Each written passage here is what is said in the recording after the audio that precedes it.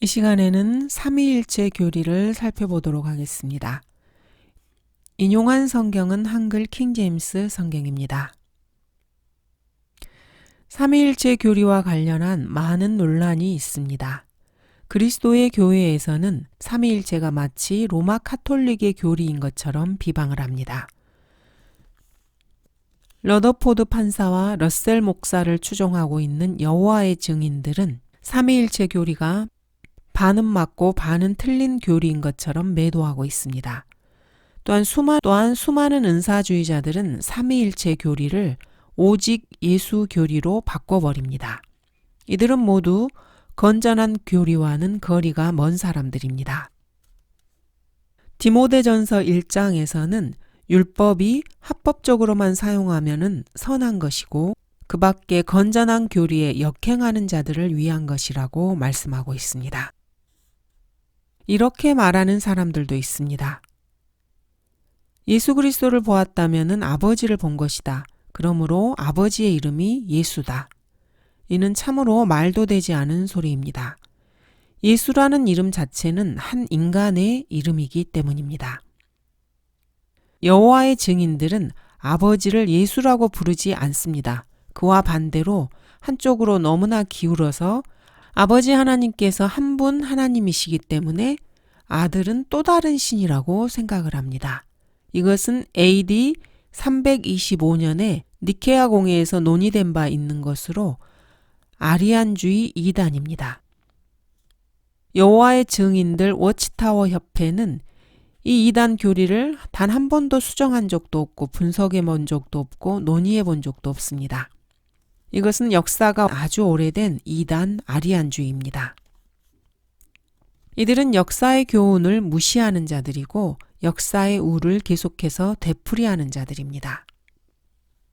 요한복음 1장 18절에서는 이 아리안주의가 주장하는 두 하나님 이론이 부패한 성서에서 발견됩니다. 한글 개역성경 역시 마찬가지입니다. 아무도 어느 때나 하나님을 본 사람이 없지만 아버지의 품 안에 계신 독생자, 그가 하나님을 분명히 밝히셨느니라. 이 말씀은 구약의 진리와는 상반됩니다. 구약에서는 많은 사람들이 하나님을 직접 보기도 했습니다. 그러나 그 사람들이 본 것은 하나님의 혼입니다. 신격에 있어서 아버지는 혼이시고 성령님은 영이시고 예수 그리스도께서는 삼위일체의 몸에 해당합니다. 구약에서 사람들은 여호와의 몸의 형태를 본 것이고 이는 주의 천사 곧 성육신 하시기 이전에 나타나신 예수 그리스도를 본 것입니다. 그런데 이 아리안주의 이단은 창조되지 않은 신은 하나님 아버지이고 창조된 신이 독생하신 하나님이신 예수 그리스도라고 생각하고 있습니다. 이들은 오늘날에는 아리안주의라고 불리고 AD 325년경에 시작되었습니다. 그리스도인이라면 한 분 하나님이 계시고 이 하나님께서 우주와 세상의 창조주이심을 알고 있습니다. 이 하나님께서 창세기 1장 1절 말씀에서 말씀으로 하늘과 땅을 창조하신 바로 그분이십니다. 태초에 하나님께서 하늘과 땅을 창조하시니라.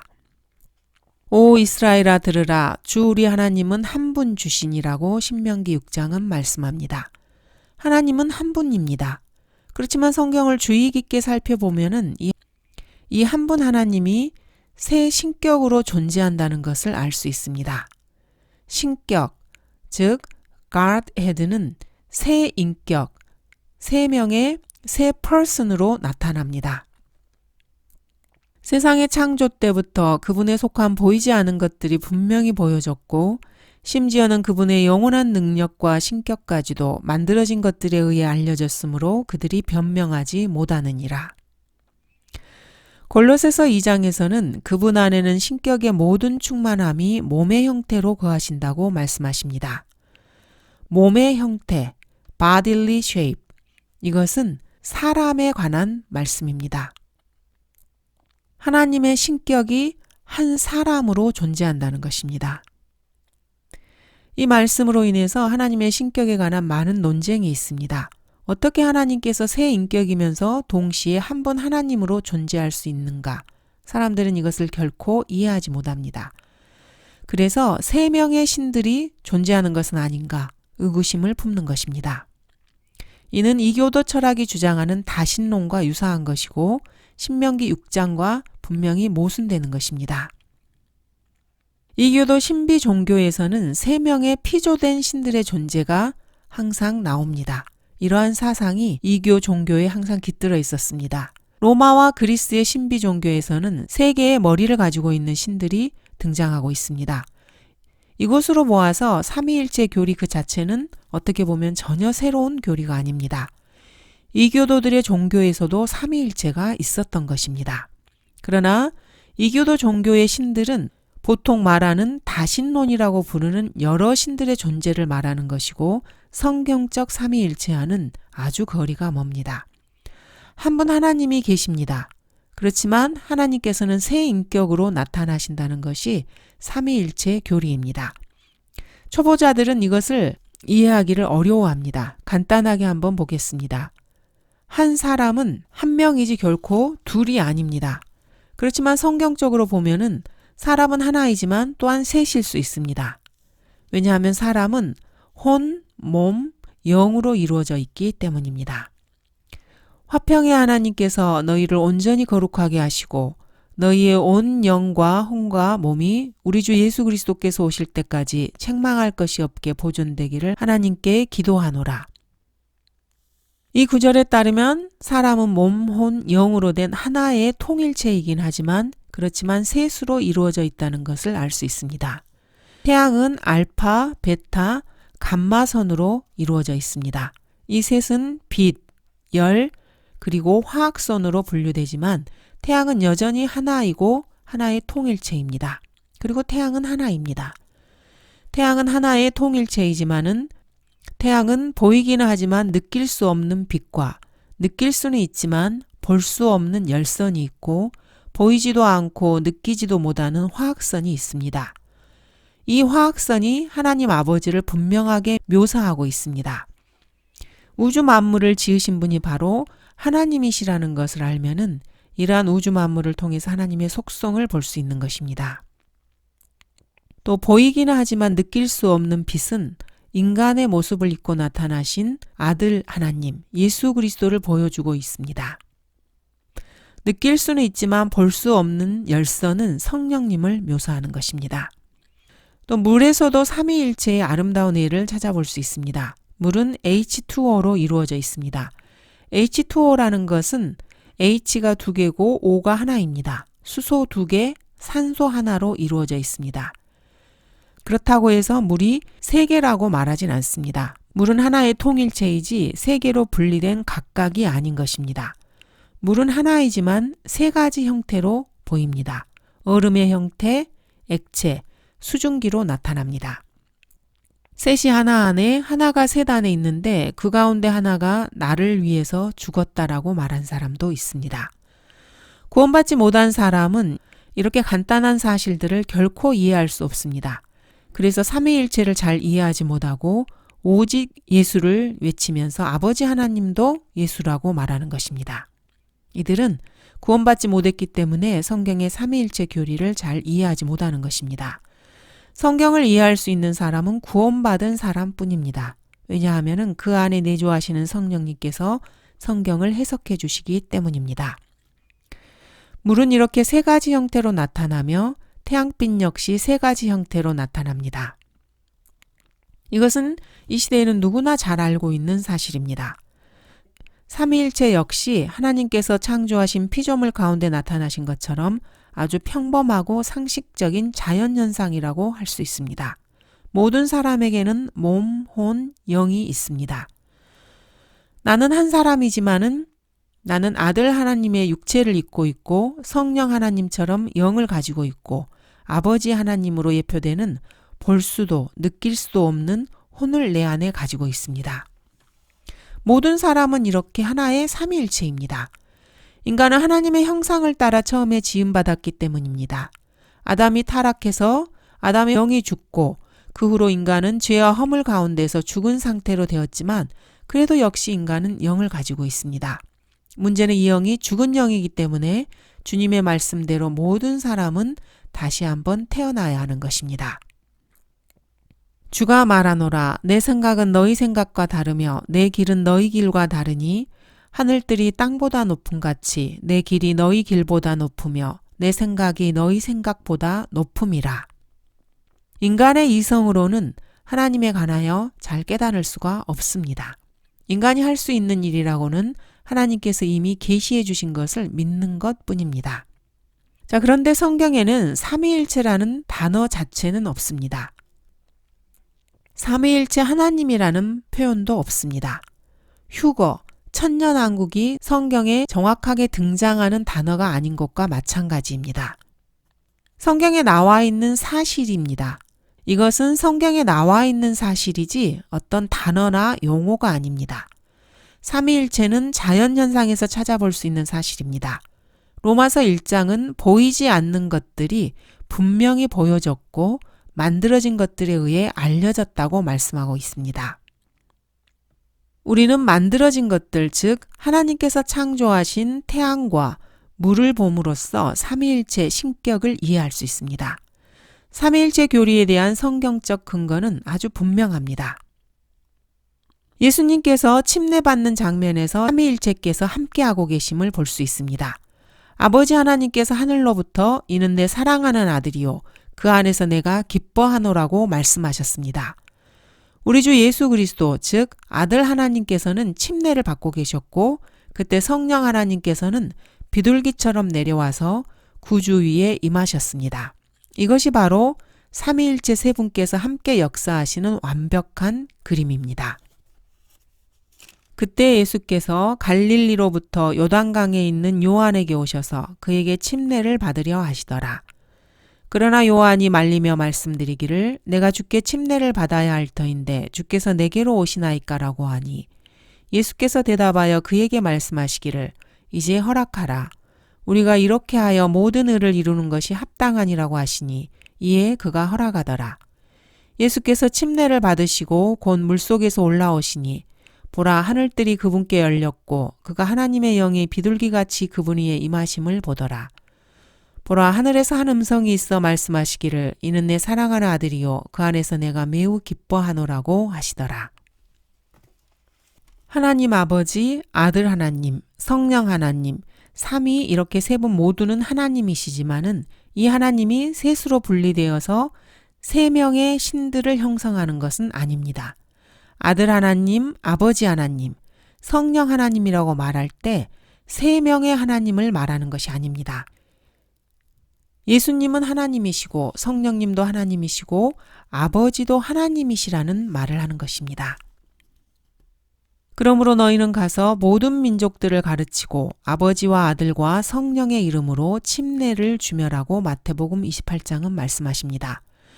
이때 이 이름이 복수가 아니고 단수 네임으로 셋이 한 분이라는 것을 보여주고 있습니다. 이 한 분의 이름은 예수가 아닙니다. 예수라고 주장하는 이단 교리가 바로 지저스 온리즘입니다.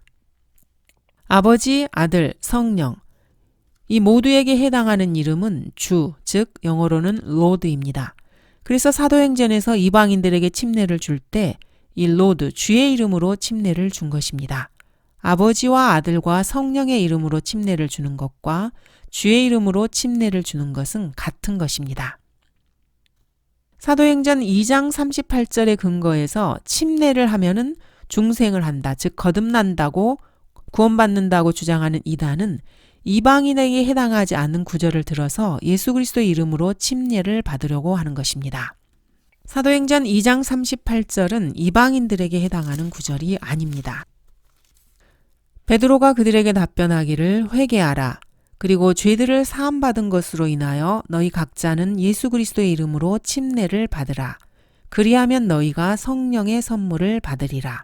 베드로는 예수 그리스도의 이름으로 침례를 받으면 성령을 받는다고 말하고 있습니다. 그러나 이것은 이 교회 시대의 교리가 아닙니다.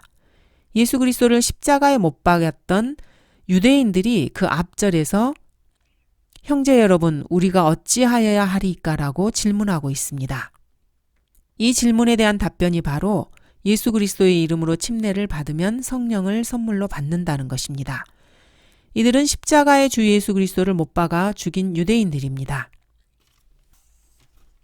유대인들에게 전파된 말씀입니다. 사도행전 7장 이전 예수 그리스도께서 재림하실 수 있는 그런 가능성이 있었던 그 시기에 자신의 메시아를 죽인 유대인들에게 회개하고 예수 그리스도의 이름으로 침례를 받으라고 말한 것입니다. 이 사도행전 2장 38절은 하나님의 은혜의 복음이 바울에게 주어지기 이전 이스라엘에게서 교회 시대로 넘어가기 이전 과도기에 이스라엘 백성에게 주신 구절입니다.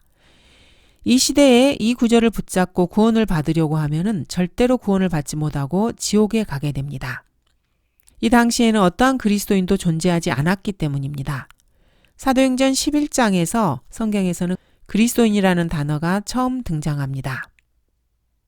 사도행전 2장의 상황은 유대인들이 나오는 상황입니다.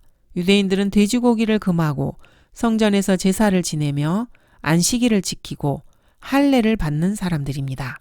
이들은 믿음과 행위로 구원을 이루는 사람들입니다. 그래서 침례를 받아야 성령의 선물을 받는다고 말하고 있는 것입니다. 사도행전 2장 38절은 이 교회 시대, 은혜의 시대의 구원 계획이 결코 아닙니다. 사도행전 2장에 보면은 시몬 베드로는 오순절 설교에서 분명하게 이스라엘 집에게 메시지를 전하고 있습니다.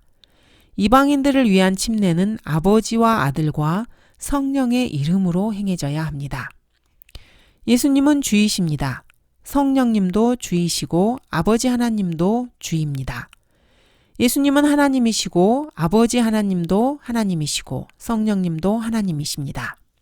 그렇지만 예수라는 이름은 결코 아버지 하나님께 적용되지 않습니다. 물론 그리스도께서는 나를 본 자는 아버지를 보았느니라고 말씀하셨습니다. 그러나 예수님께서는 아버지를 예수라고 부르신 적이 단 한 번도 없습니다. 그런데도 하나님 아버지를 예수라고 부르는 사람들은 성경을 전혀 모르는 사람들로 신성 모독적인 죄를 범하고 있습니다. 성경 그 어디에도 성령님을 예수님이라고 부르지 않습니다. 성경에서 성령님은 위로자, 그리스도의 영, 하나님의 영, 진리의 영으로 불리십니다. 주 예수 그리스도께서는 메시아, 임마누엘, 그리스도, 주 그리스도, 예수 그리스도, 예수, 인자라고 불리십니다. 성경에서 그리스도를 아버지라고 언급하진 않습니다. 성경에서 아버지 하나님께서는 여호와, 야, 주 하나님, 하나님이라고 언급됩니다. 결코 예수님이라고 표현되지 않습니다. 그런데도 사도행전 2장 38절을 근거로 오직 예수주의를 주장하는 이단들은 잘못된 것입니다. 삼위의 세 분은 각각 다른 세 명의 신들이라는 여호와의 증인들도 비성경적인 이단들입니다. 여호와의 증인은 지옥이 없다고 주장하는 무지옥주의자들입니다.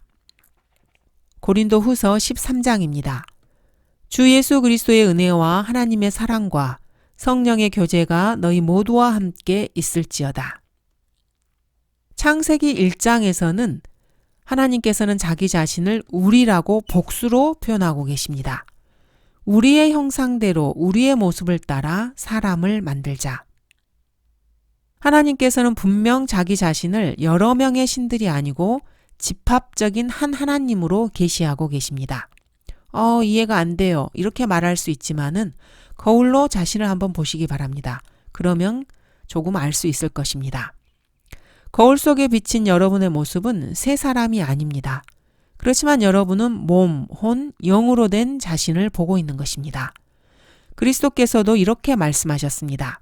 또 너희는 몸은 죽일 수 있으나 혼은 죽이지 못하는 자들을 두려워하지 말고 차라리 혼과 몸을 모두 지옥에서 멸하실 수 있는 그분을 두려워하라. 주님께서는 혼과 몸이 서로 다르다고 말씀하십니다. 바울은 이렇게 말합니다. 내가 비록 육체로는 떠나 있으나 영으로는 너희와 함께 있어 기뻐하며 너희의 질서와 그리스도를 믿는 너희 믿음의 굳건함을 보노라. 바울 역시 육체와 영이 다르다고 말하고 있습니다.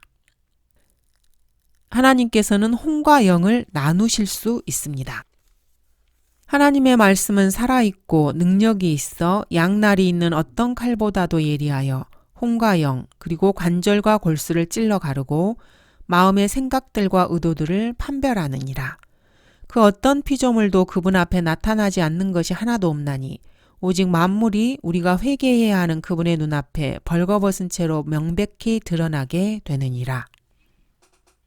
이렇게 몸, 혼, 영은 서로 다르지만 한 사람입니다. 이와 마찬가지로 하나님께서도 세 가지 방식으로 존재하시는 것입니다.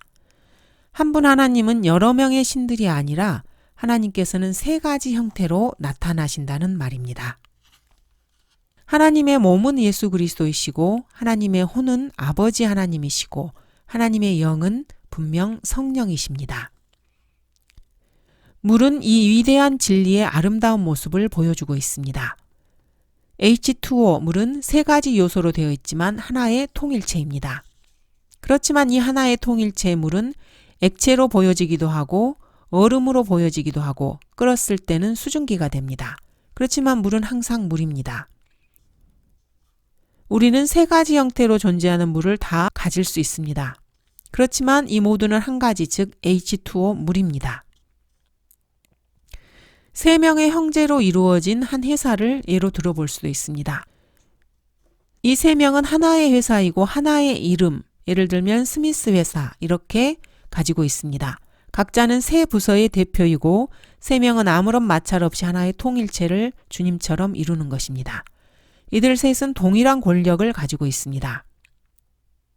그렇지만 우리가 알아야 할 것은 삼위일체는 기본적으로 우리 인간들에게는 여전히 신비로 남아있다는 사실입니다.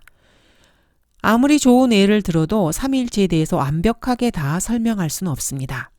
예를 들어서 그리스도께서는 아버지는 나보다 더 위대하시다라고 말씀하셨습니다.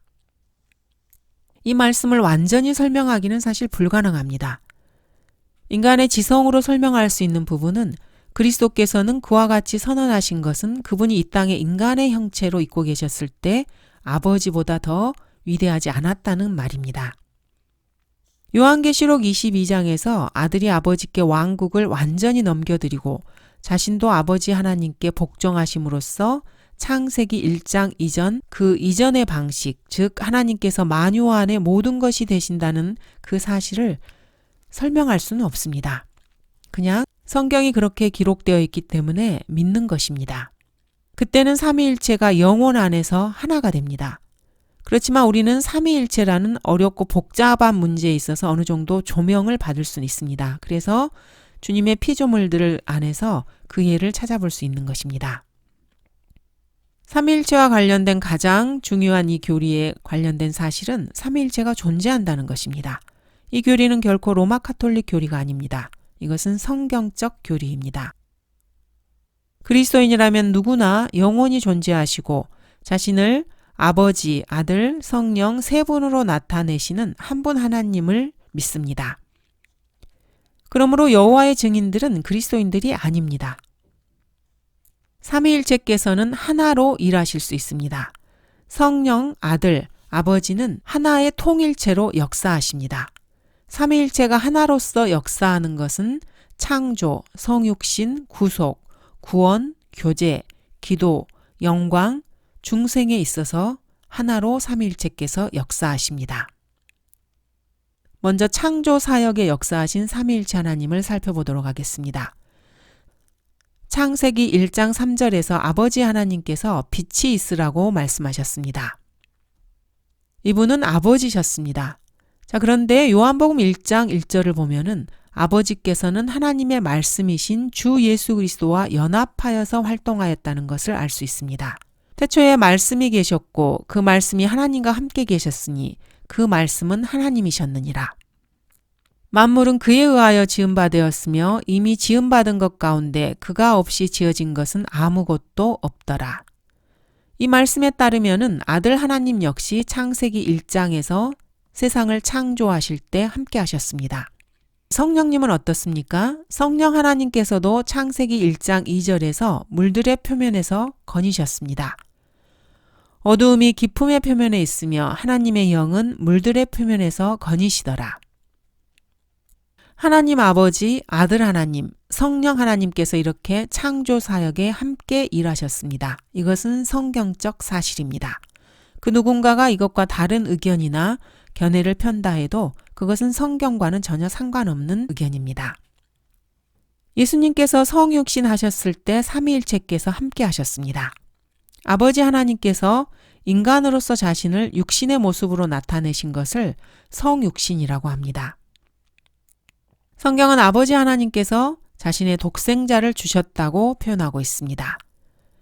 하나님께서 세상을 이처럼 사랑하셔서 그의 독생자를 주셨으니 여기서 하나님은 아버지이고 독생자는 예수 그리스도입니다.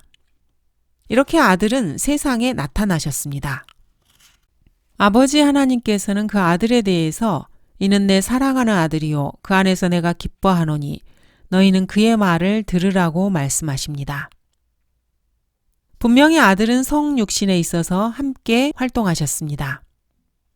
그 아들이 태어나셔서 임마누엘이라는 이름을 가지셨습니다. 임마누엘은 우리와 함께 하시는 하나님이라는 말입니다. 아들은 태어났을 뿐 아니라 성령께서 아들의 잉태에 있어서 도구가 되셨습니다. 성령께서 너에게 임하실 것이며 가장 높으신 분의 능력이 너를 덮으리니. 탄생하시게 되는 거룩하신 분은 성령으로 태어나게 되었습니다. 그러므로 우리는 아버지 하나님, 아들 하나님, 성령 하나님께서 창조에 있어서 함께 활동하셨을 뿐만 아니라 성육신 하실 때에도 함께 역사하셨음을 알 수 있습니다. 하나님께서 이 세상에 다시 오실 때, 즉 주 예수 그리스도께서 재림하실 때는 외계에서 인간의 모습으로 오실 것입니다. 그리고 이 땅에 오셔서 심판을 하신 후에 지상에서 평화를 이루실 것입니다. 그러므로 세상에서 사람들이 계획하고 있는 모든 우주 계획들과 외계에서 오는 우주인의 도움을 받아서 땅의 모든 문제를 해결해 보려고 하는 구상들은 진리와는 전혀 상관없는 헛된 망상일 뿐입니다. 예수 그리스도를 외계의 방문자로 표현하는 것은 사실은 맞는 표현입니다. 하나님의 말씀에 따르면은 지상에 계셨다가 다시 셋째 하늘로 돌아가신 외계인 주 예수 그리스도께서는 생명을 얻고 화평을 얻으려면은 어떻게 해야 될 것인지 분명하게 인간에게 제시하셨습니다. 그런데도 지구상의 99%가 넘는 사람들이 주 예수 그리스도께 전혀 관심을 기울이지 않습니다. 그리고 앞으로도 그럴 것입니다. 그래서 그리스도께서는 이렇게 말씀하셨습니다. 내가 내 아버지의 이름으로 왔으나 너희가 나를 영접하지 아니하는도다. 만일 다른 자가 자기 이름으로 오면 너희는 그를 영접하리라. 이 다른 자가 바로 적그리스도입니다. 주님께서 재림하시기 전에 이 땅에는 그리스도인들이 휴거되고 난 다음에 대환란이 임할 것입니다. 7년의 대환란 기간 동안에 적그리스도가 이 땅에 내려올 것이고 사람들은 이 적그리스도를 대대적으로 환영할 것입니다. 인류의 문제를 해결할 자신들의 메시아로서 적그리스도를 맞이하게 될 것입니다.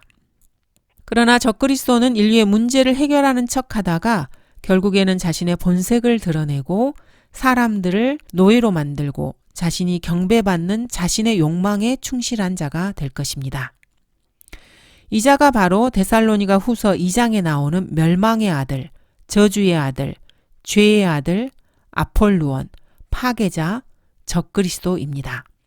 그러므로 외계에서 누군가가 나타나게 될 다음 사람은 예수 그리스도가 아니고 잘못된 사람입니다.